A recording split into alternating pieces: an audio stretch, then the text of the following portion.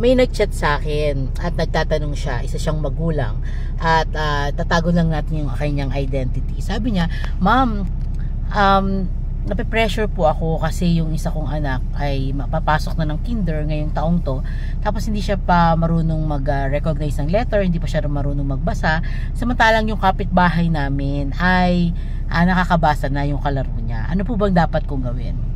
So mami, sa mga mami na nanonood ngayon at nakakapanood ng video ito, ang una nyo pong dapat gawin kapag ganyan ang case ng inyong mga anak, number 1, dapat kumalma kayo.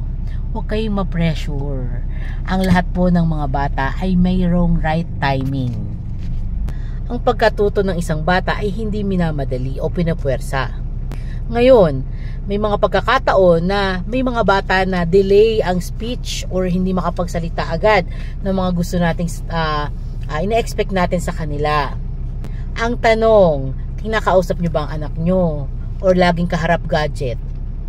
Dahil po ang early age na ganyan, early years ng mga bata, kailangan po talaga kinakausap sila. Hindi pwede na through phone lang or TV lang or gadget lang ang kanilang napapakinggan, dahil nagkakaroon po talaga ng problema sa language development ang bata kapag po hindi sila kinakausap.